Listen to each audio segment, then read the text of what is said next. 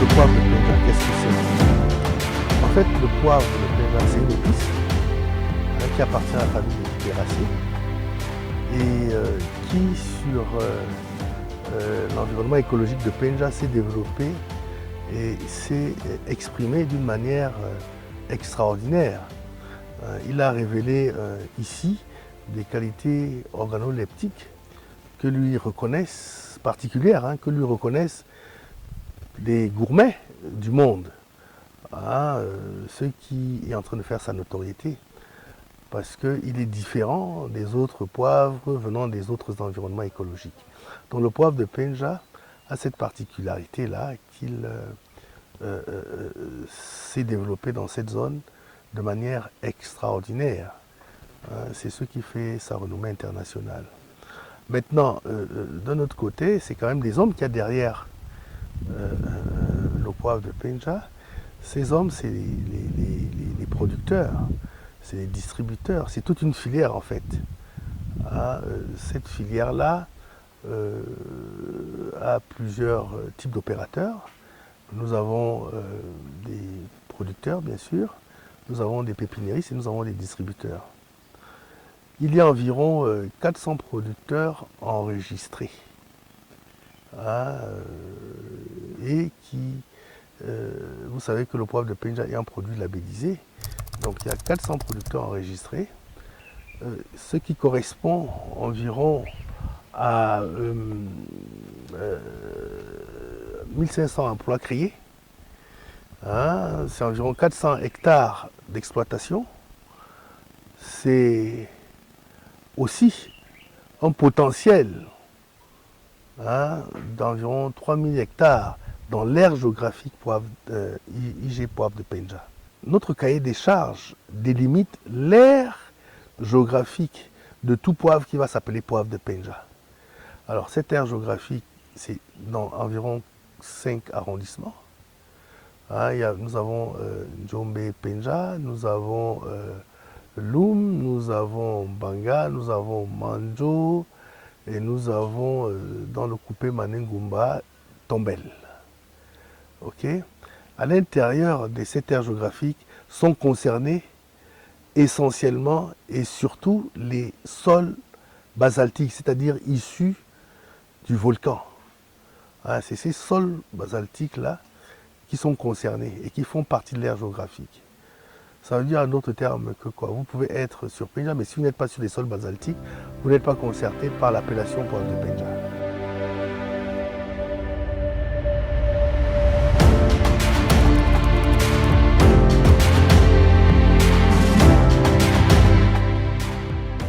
Oui, la municipalité doit ressentir, c'est la municipalité qui représente les populations de Penja, à travers déjà, à travers les acteurs, il y a des emplois qui sont créés.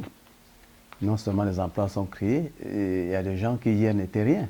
À travers logique, vous voyez leur niveau de vie changer systématiquement, c'est-à-dire l'amélioration de leurs conditions de vie.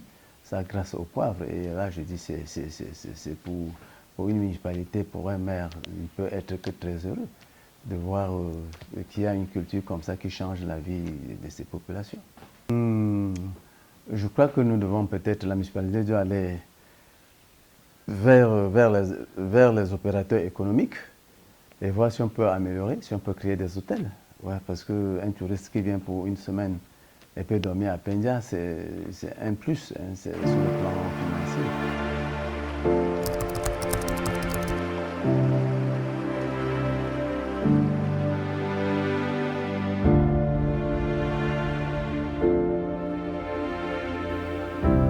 À travers notre délégation d'arrondissement de l'agriculture, nous avons une vue d'ensemble sur les activités agricoles de l'IG Poivre.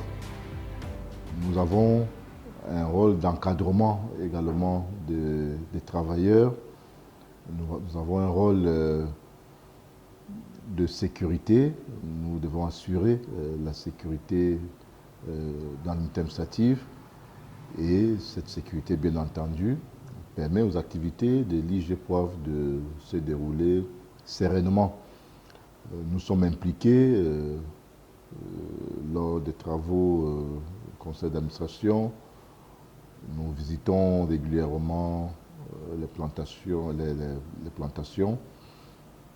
et nous avons toujours un mot à dire aux planteurs pour les amener à se regrouper et à comprendre l'impact, les enjeux, mais surtout les bienfaits qu'ils ont à appartenir à une éducation. On serait en droit de s'attendre à une physionomie de Njombe Penja plus attractive, offrant des possibilités d'accueil, d'hébergement, de loisirs, de tourisme. Bref, une physionomie qui démontre que le poivre de Njombe Penja se consomme à l'Élysée, se consomme dans des grandes métropoles du monde entier, et que dans le monde entier, quand on parle de poivre, on pense à Njombe Penja.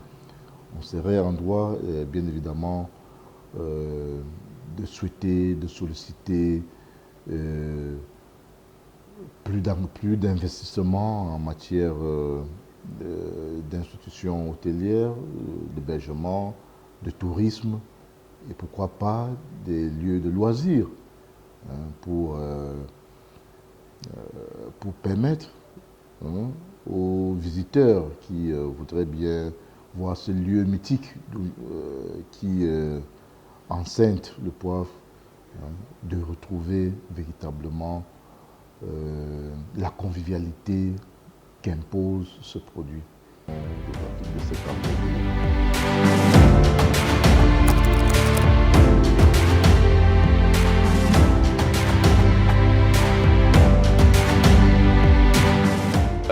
C'est un engagement véritable que nous avions pris, c'est relever le défi de remettre l'IG Poivre à un niveau où on se retrouvait lors de lancement. C'est également relever le défi de pouvoir mettre le poivre de qualité et le poivre sécurisé à la disposition des consommateurs. C'est aussi pouvoir agrandir et rendre plus dynamique notre groupement aujourd'hui. Nous sommes engagés définitivement maintenant et avec les autorités, avec le ministère du Commerce, avec le ministère de l'Agriculture et le ministère des Mines de pouvoir refaire l'image du poivre de Penja. Ce sera désormais, d'ici demain, le véritable produit qui est le produit qui va, n'est-ce pas, mettre le nom du Cameroun là où il le fallait.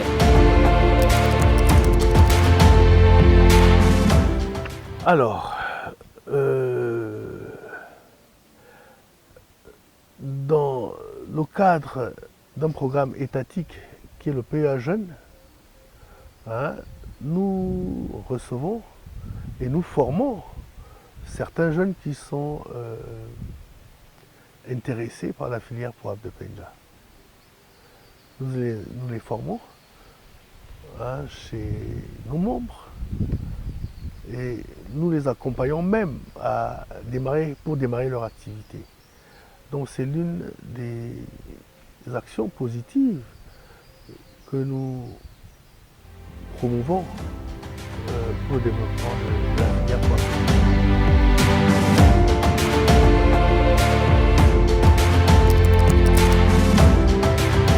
Alors, l'impact économique dans notre zone écologique est palpable. Hein, c'est un impact qui peut se décliner de plusieurs manières. Je disais tantôt que c'est quand même 400 hectares de plantation. C'est un potentiel de 3000 hectares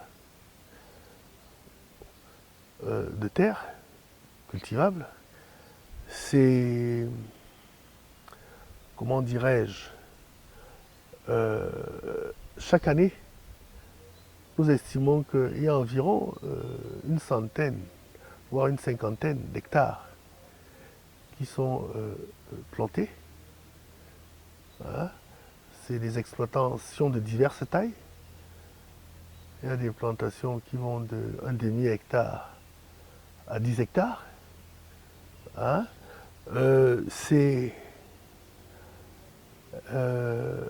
environ 1500 emplois créés.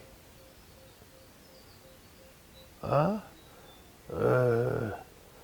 Donc l'impact économique est très important. C'est un impact qui peut se voir aussi sur les producteurs. Parce que les producteurs ont amélioré leur qualité de vie. Aujourd'hui,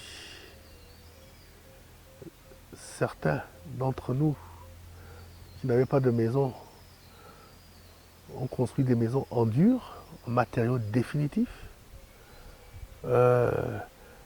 Certains d'entre nous qui n'arrivaient pas à envoyer les enfants à l'école le font, je dirais, aisément.